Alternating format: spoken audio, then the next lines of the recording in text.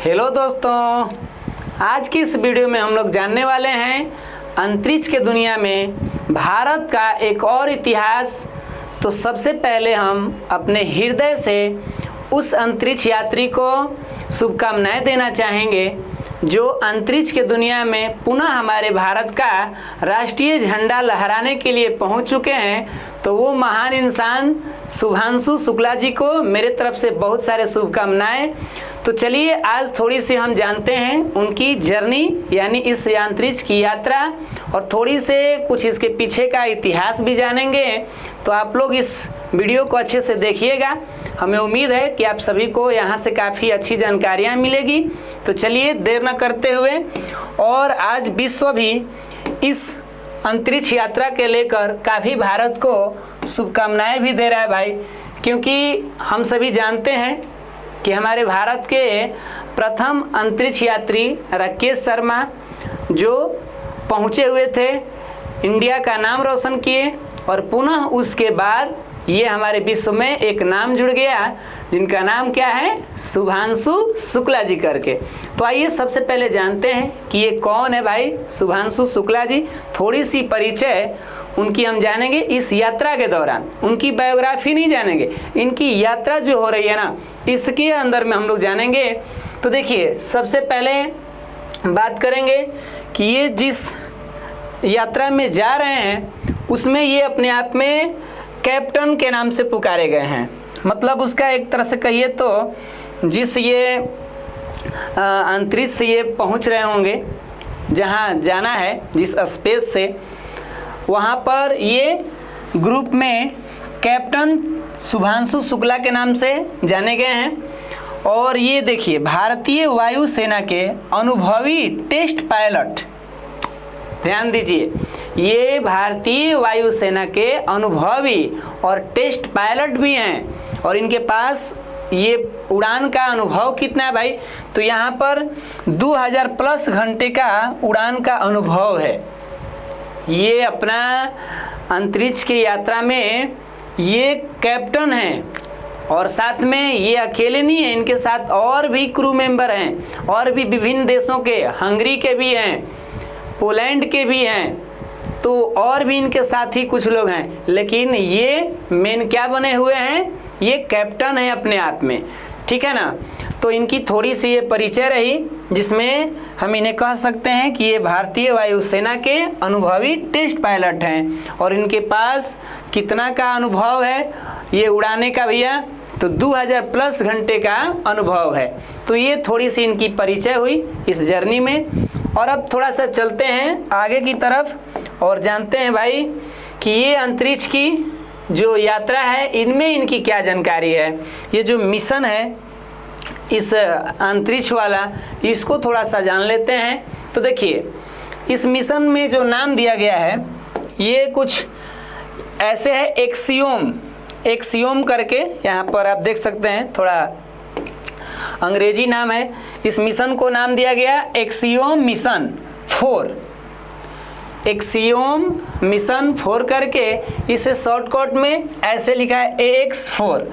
तो आप ऐसे भी समझ सकते हैं कि जो हमारे महान भैया जा रहे हैं अंतरिक्ष में, तो किस मिशन के तहत जा रहे हैं, तो एक्सियोम मिशन 4 के तहत जा रहे हैं, ठीक है ना। थोड़ा नाम उच्चारण में हो सकता है कन्फ्यूजन, एक्सियम, कहीं कहीं कोई एक्सियोम बोल रहा है, कोई एक्सियम कह रहा है। तो भैया हमारी जैसी भी प्रोनाउंसिएशन है आप अपने हिसाब से कर लेंगे, ठीक है ना।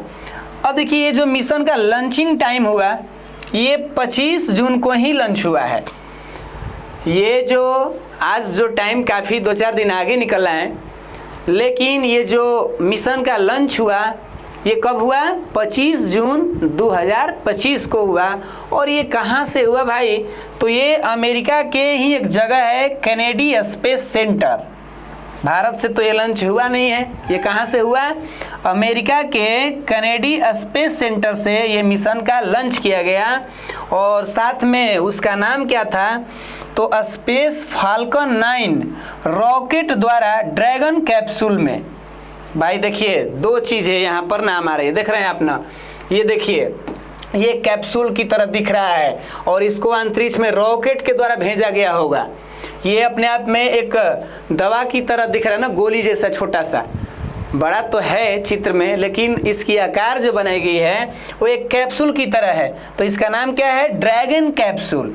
और इसको अंतरिक्ष में भेजा कैसे गया होगा? तो इसे रॉकेट ले गया होगा। ठीक है, तो वो रॉकेट का नाम यहाँ पे क्या है? स्पेस एक्स फॉल्कन 9 रॉकेट के द्वारा इनको अंतरिक्ष में ले गया होगा। और वहाँ से जानते हैं कि हिस्सा अलग अलग हो जाते हैं। तो ये मिशन की छोटी सी इन्फॉर्मेशन हुआ, जिसमें ये क्या था इन्फॉर्मेशन, तो इसको हम बोलेंगे एक्सियोम मिशन 4। इसी के तहत हमारे शुभांशु शुक्ला जी वो पहुँचे हुए हैं अंतरिक्ष में। और साथ में ये कहाँ से भैया मिशन लॉन्च किया गया? तो अमेरिका के कैनेडी स्पेस सेंटर है, वहीं से ये लॉन्चिंग हुआ। अब थोड़ी सी जानकारी और बढ़ाते हैं आगे की तरफ कि भाई इतना जानकारी के बावजूद अब हमारे इस मिशन का उद्देश्य क्या था? मन में तो हमें भी आएंगे कि भाई साहब इसको जब मिशन को लॉन्च किया गया तो कुछ तो उद्देश्य होगा। तो उद्देश्य बहुत बड़ा होता है। और आप देख सकते हैं कि राकेश शर्मा के बाद भारत के ये आदमी जा रहे हैं, तो काफ़ी लंबा समय 41 साल के आसपास टाइम लग गया था। तो भारत समेत और भी विभिन्न देश कुछ तो उद्देश्य बनाकर ही भेजे होंगे ना। किसी को अंतरिक्ष सेंटर के पास भेजना कोई छोटा मोटा बच्चों का खेल तो नहीं है, तो उसका कुछ बड़ा उद्देश्य होगा। और आप जानते ही हैं कि उद्देश्य क्या, मुख्य कहानी क्या है? खोज करना, रिसर्च करना, है ना। तो देखिए ये अंतर्राष्ट्रीय अंतरिक्ष स्टेशन ISS, हम लोग को बस तो ये पता होता है कि जो ज़मीन पर गाड़ियाँ रुकती हैं, अगर कोई बस वाहन रुकती है तो उसको बोलते हैं कि बस स्टैंड है। कोई ट्रेन आके रुकती है तो भाई अपना स्टेशन होता है, रेलवे स्टेशन। हवाई जहाज़ होती है तो हवाई अड्डा पे। लेकिन क्या ये भी पता होता है कि आसमान में भी स्टेशन होते हैं? और वो स्टेशन किसके लिए होते भैया? तो जो अंतरिक्ष यात्री लोग जाएंगे, एस्ट्रोनॉट लोग जाएंगे, उनके लिए वहाँ रुकना पड़ता है। हम लोगों को तो ये खबर भी नहीं था बढ़िया से कि भाई आसमान में भी कोई जगह होते होंगे रुकने के लिए, ठहरने के लिए। तो बिल्कुल होते हैं। और देखिए इस यात्रा के दौरान वो लोग 14 दिन तक ये मिशन चलने वाला है। इस 14 दिन तक वो लोग वहाँ जाएंगे उस ISS के पास। और ISS है कहाँ? तो भाई ये अंतरिक्ष में है। ये बहुत, इसकी कहानी लंबी चौड़ी है। अगर आप लोग कहेंगे, अगर कमेंट मारेंगे तो हम ISS पर भी अपना एक वीडियो बना देंगे, यानी इस पर भी एक जानकारी अपलोड कर देंगे। ठीक है, तो ये आपके कमेंट के ऊपर हो गया कि सर ये ISS क्या होता है, ये अंतरिक्ष में कैसे रहता है, इसके निर्माण में कौन कौन देश लगे होंगे, ये कैसे काम करता होगा, वहाँ पर अंतरिक्ष यात्री उसमें जाते होंगे तो रहते कैसे होंगे। बहुत सारा मन में क्वेश्चन है। यहाँ 14 दिन तक वो कैसे रहेंगे, वहाँ खाएंगे पिएंगे कैसे रहेंगे भैया? बड़ा दिमाग कन्फ्यूज आ जाएगा, है ना। तो अगर आप लोग को इसकी जानकारी चाहिए तो कमेंट मारिएगा, हम इस पर जानकारी देने के लिए तैयार रहेंगे। तो देखिए ये मिशन का मुख्य उद्देश्य था वैज्ञानिक अनुसंधान करना। वहाँ पर कई तरह के प्रयोग किया जाएगा। शरीर क्रिया विज्ञान से रिलेटेड होगा, जीव विज्ञान से रिलेटेड, कुछ ग्रेविटेशन से रिलेटेड, बहुत सारे एक्सपेरिमेंट होंगे। बहुत सारे यहाँ पृथ्वी से कुछ चीज़ें ले गए होंगे, उस पर भी रिसर्च किया जाएगा। और इतना बड़ा मिशन जो कि रिसर्च को लेकर होगा, और इस रिसर्च से जो भी जानकारियाँ मिलेगी वो विभिन्न देशों को बहुत ही फायदेमंद होगा, है कि नहीं। खासकर तो निजी भी जिसके साथ रिश्ता है भारत का, अमेरिका के साथ है, तो काफ़ी ये लोग मिल करके अपना आगे बढ़ाएंगे साइंस की दुनिया को। साथ में और भी विभिन्न देश के जो व्यक्ति गए हैं, नई नई जानकारियाँ मिलेगी, तो यहाँ तो मिशन से फ़ायदा ही होगा। इसीलिए सब लोग अपना ईश्वर से जो मन्नतें मांग रहे हैं कि हमारे अंतरिक्ष यात्री जी अच्छे से गए और उधर से जब लौट आएंगे धरती पर, तब का नज़ारा और ही बहुत मस्त होगा, एकदम खुशनुमा माहौल हो जाएगा। तो हम लोग की कामनाएं यही रहेगी कि वो जाएं और एकदम अच्छे से अपना कार्यों में सफल हो जाएं। तो भारत के लिए इसका क्या महत्व हुआ, दुनिया के लिए तो महत्व समझ में आ रहा है ना कि भाई रिसर्च के लेकर भारत में क्या ये गौरवशाली महत्वपूर्ण ये क्षण क्यों दर्शा रहे हैं। तो देखिए भारतीय इतिहास में हम लोगों को पहले ये पता था कि हमारे जो अंतरिक्ष यात्री, पहले अंतरिक्ष यात्री कौन? राकेश शर्मा जी थे, जो कि 2 अप्रैल 1984 को ये अंतरिक्ष में गए हुए थे। तो भैया उस टाइम ये रूस के थ्रू, मतलब उस टाइम अमेरिका के थ्रू नहीं गए थे, रूस के थ्रू गए थे ना। लेकिन अब जो है ये व्यक्ति राकेश शर्मा के बाद हैं। और यहाँ पर भी ध्यान देना है कि जब वो गए थे हमारे नील आर्मस्ट्रांग कर रहे हैं, वो तो उनका नाम आ रहा है ना, चांद पे जाने वाले व्यक्ति का, ये ध्यान रखिए। जब भी अंतरिक्ष यात्री की बात आती है ना, तो भाई चांद वाला व्यक्ति का भी नाम आ जाता है, क्योंकि वो भी अपने आप में बहुत फेमस हैं, है कि नहीं। तो देखिए राकेश शर्मा जो है उस टाइम अंतरिक्ष में गए थे, लेकिन ये ISS में नहीं पहुंचे थे। ISS की कहानी नहीं थी उस टाइम, इसका कुछ जानकारी नहीं मिला। लेकिन ये जो भैया हैं हमारे शुभांशु जी, ये ISS जो हम लोग बोल रहे हैं, वहाँ पर ये पहुँचने वाले पहला व्यक्ति बन गए हैं। तो किसी किसी को कन्फ्यूजन हो जा रहा है कि भाई अंतरिक्ष में गए हैं दूसरा व्यक्ति, फिर आ जा रहा है पहला व्यक्ति, ये कैसे कन्फ्यूजन।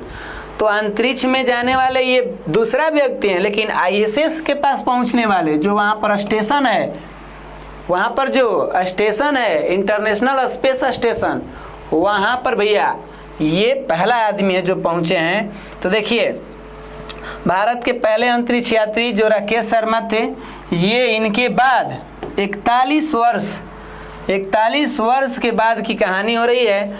और ये अंतरिक्ष यात्रा करने वाले दूसरे और ISS तक पहुंचने वाले प्रथम भारतीय बन चुके हैं।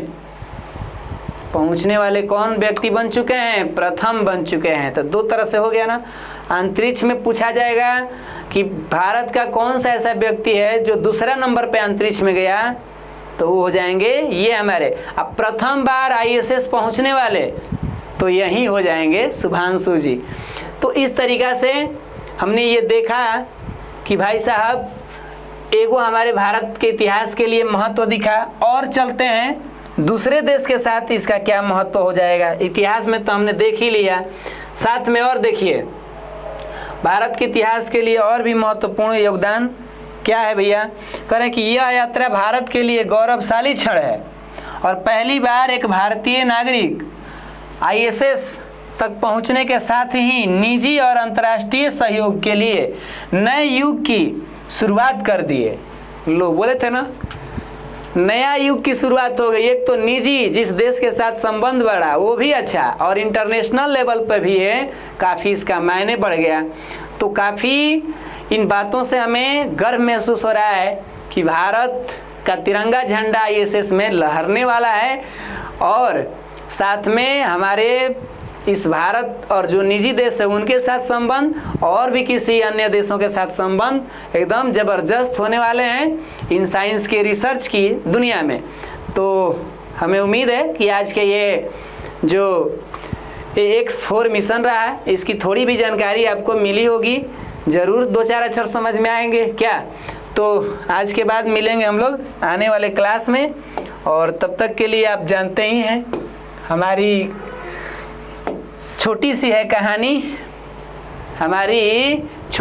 कहानी, हम तो भारत वाले हैं, हमारी पहचान ही है हिंदुस्तानी, है ना। तो आज के लिए इतना ही। जय हिंद, जय भारत।